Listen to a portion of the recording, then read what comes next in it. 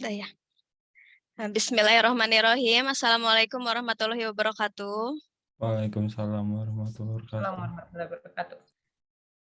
Selamat siang teman-teman semua.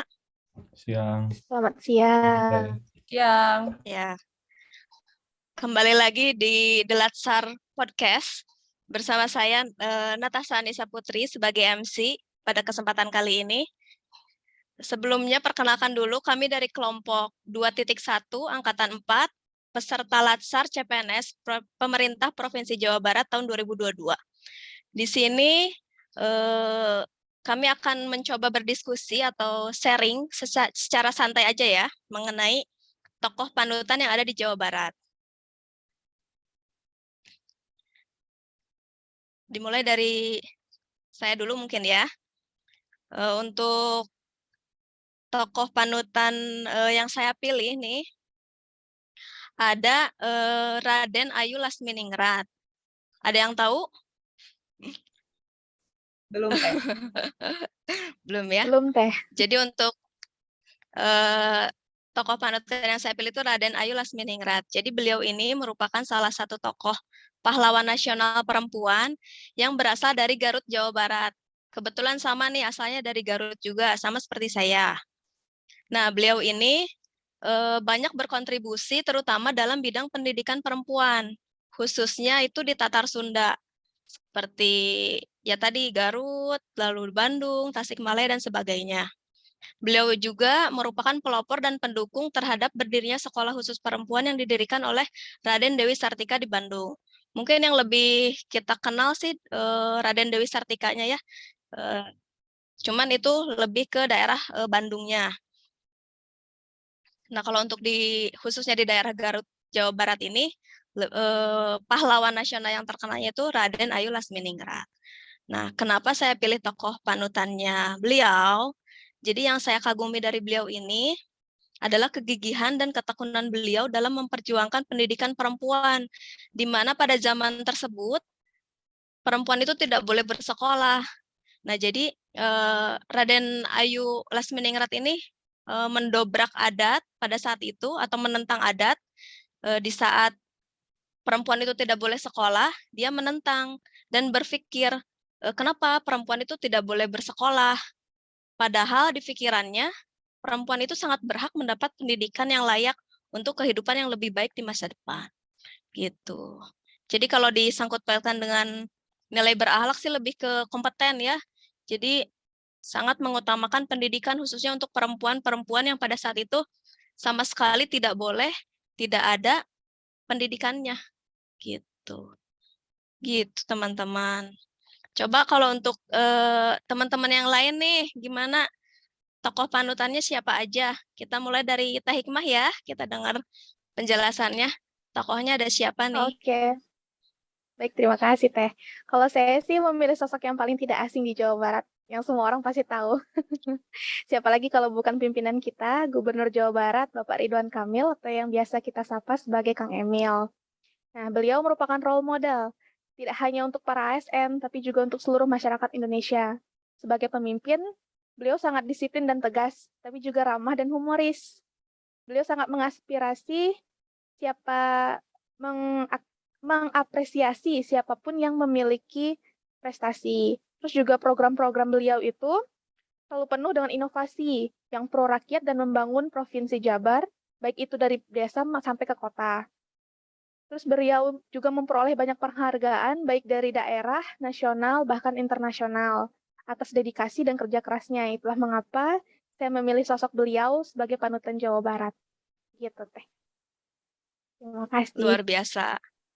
Itu baru secara singkat ya, kalau kita kupas tuntas semuanya panjang sekali ya, karena penghargaannya memang banyak sekali ya untuk gubernur kita itu. Baik, terima kasih untuk Teh Hikmah. Selanjutnya dari Kang Adam nih, siapa nih tokoh panutannya yang ada di Jawa Barat? Mangga Kang Adam. Ya, makasih Teh. Kalau tokoh panutan yang saya pilih di Jawa Barat itu Kang Budi Dalton. Kalau mungkin teman-teman ada yang tahu atau belum tahu ya, Jadi Budi Dalton itu dikenal sebagai aktor katanya, sebagai aktor. Pokoknya banyak berseliweran di TV, di YouTube lah sebagainya. Walaupun berkesenian gitu, sibuk berkesenian, beliau juga aktif ternyata sebagai akademisi, sebagai wakil dekan di salah satu kampus di Jawa Barat. Kenapa saya memilih Kang Budi Dalton?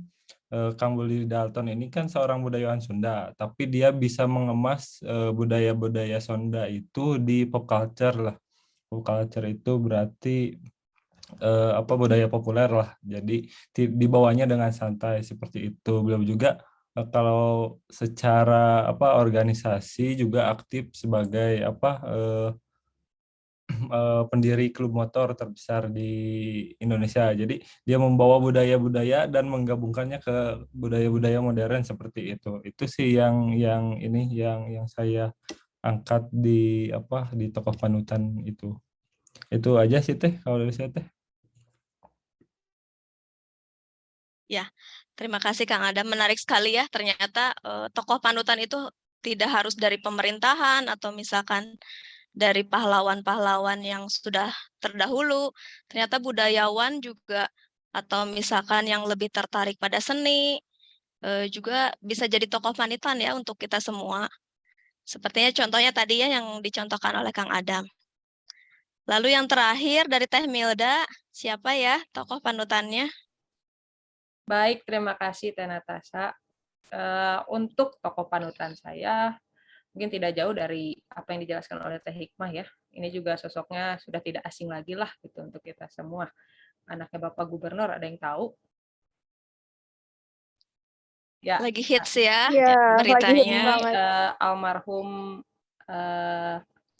Eril ya. Kalau memang saya mengapa mengambil Ananda Eril ini sebagai panutan saya, karena secara garis besarnya Eril ini memang mencerminkan sepenuhnya core value yang berakhlak gitu.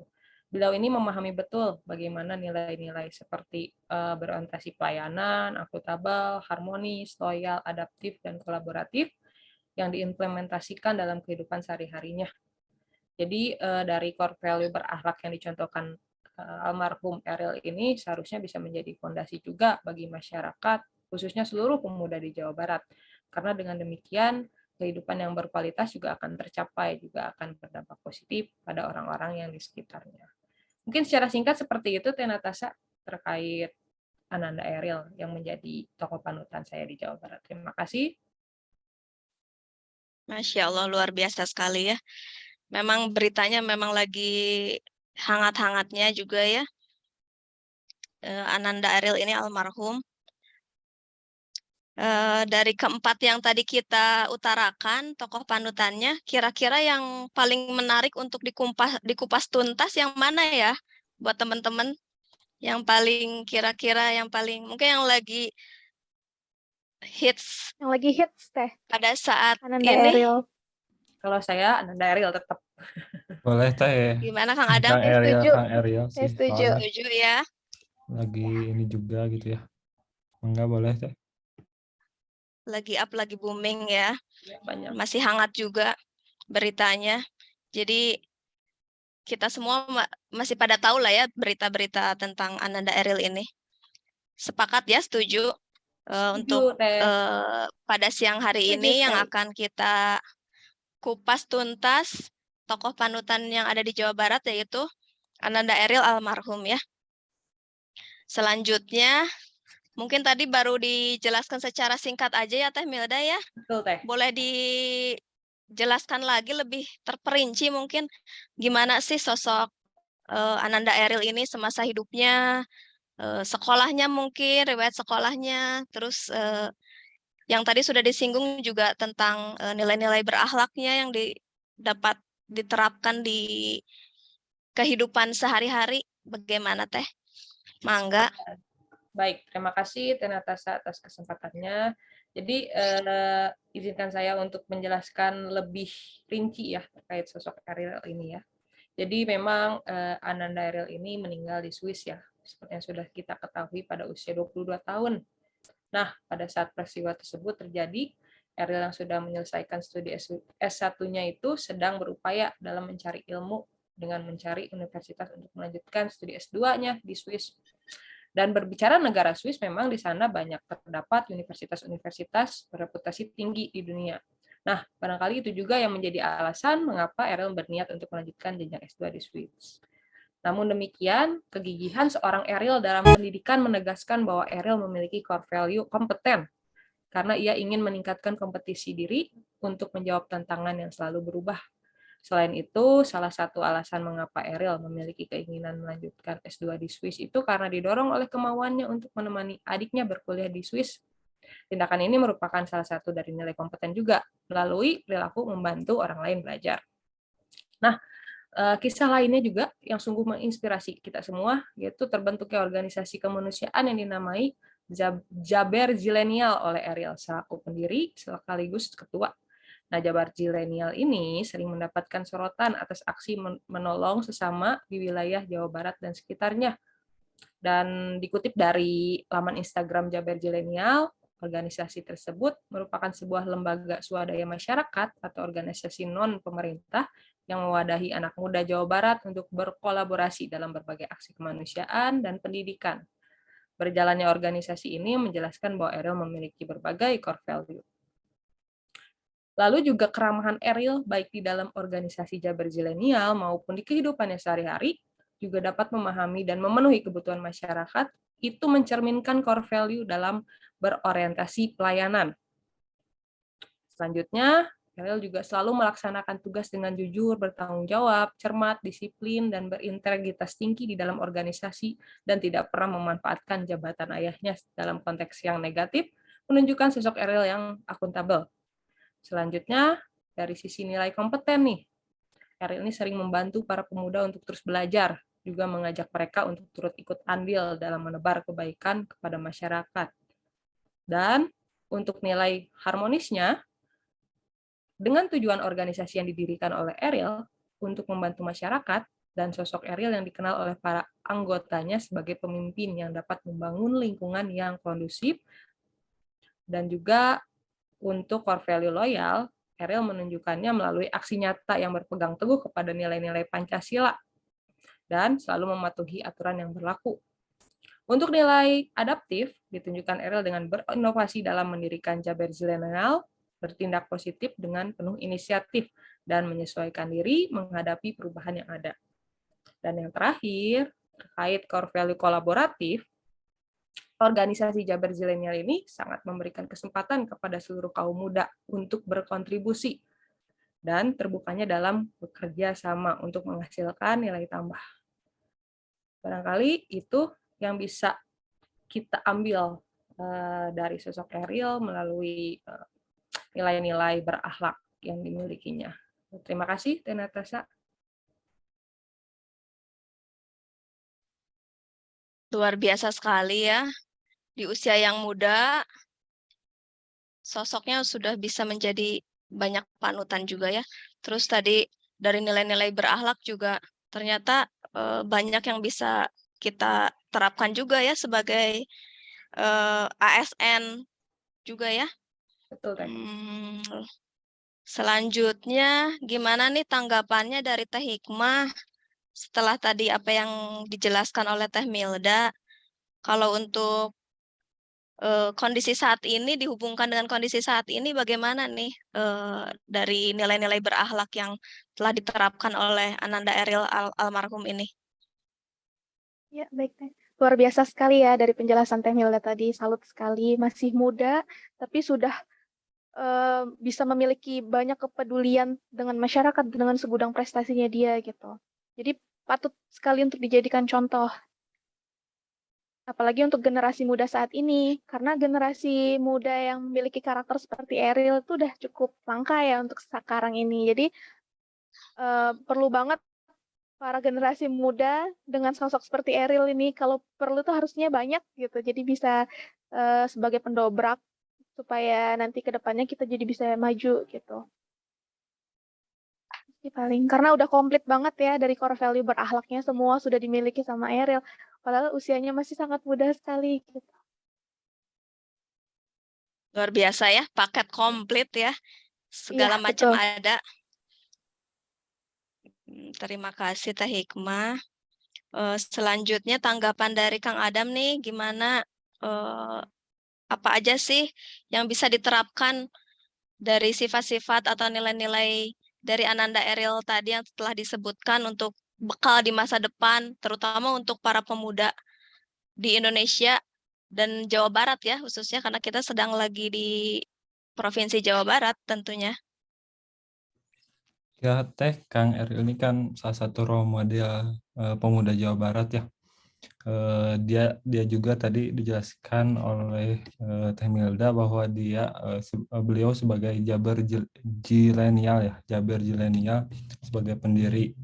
Nah, sebagai pemuda gitu, kita sebagai pemuda sebetulnya apa yang bisa kita lakukan di masa depan sebenarnya jika ingin melakukan perubahan atau berguna untuk bangsa ini sebenarnya tidak usah terlalu jauh-jauh gitu. Jadi kita bisa mengangkat isu-isu sosial yang ada di lingkungan kita sekitar gitu. Makanya kita tidak usah berpikir terlalu jauh. Lihat saja permasalahan-permasalahan yang ada di sekitar kita. Kemudian seperti Kang Eril gitu, dia membuat organisasi dan bergerak di bidang sosial. Kita juga bisa contoh seperti itu karena sebetulnya kan menyelesaikan isu sosial juga merupakan salah satu nilai dari bela negara juga. Itu Teh kalau dari pendapat saya. Betul sekali, setuju ya untuk Kang Adam. Baik, dapat disimpulkan dari penjelasan dari teman-teman ini, sebenarnya buah jatuh tidak jauh dari pohonnya ya. Ananda Eril ini merupakan putra sulung dari gubernur kita, Bapak Ridwan Kamil atau Kang Emil. Dengan segudang prestasi ternyata anaknya pun sama, memiliki segudang prestasi juga. Malahan di usia yang sangat muda, yaitu 22 tahun. Jadi pada saat usia 22 tahun ini sudah bisa menjadi tokoh inspiratif dan tokoh panutan khususnya untuk para pemuda atau generasi-generasi muda sekarang. Seperti itu ya. Lalu dari nilai-nilai berakhlak juga sudah sangat memenuhi ya. Dari nilai berorientasi pelayanan, lalu akuntabel, kompeten, harmonis, loyal, adaptif, dan kolaboratif, semuanya paket lengkap, paket komplit sudah dimiliki oleh Ananda Eril ini ya, almarhum. Ya kita doakan mudah-mudahan karena sudah tidak ada, kita doakan mudah-mudahan walaupun raganya tidak ada, tapi kan jasa-jasanya masih terkenang sampai sekarang ya. Lalu untuk penutupan, ada quotes dari kelompok kita nih untuk almarhum Ananda Eril ini. Raganya sudah tiada, namun segala kebaikannya tidak akan pernah terlupakan dan lekang oleh waktu.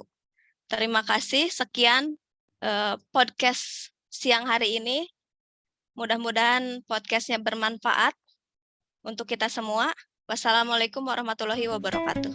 Waalaikumsalam. Waalaikumsalam warahmatullahi wabarakatuh.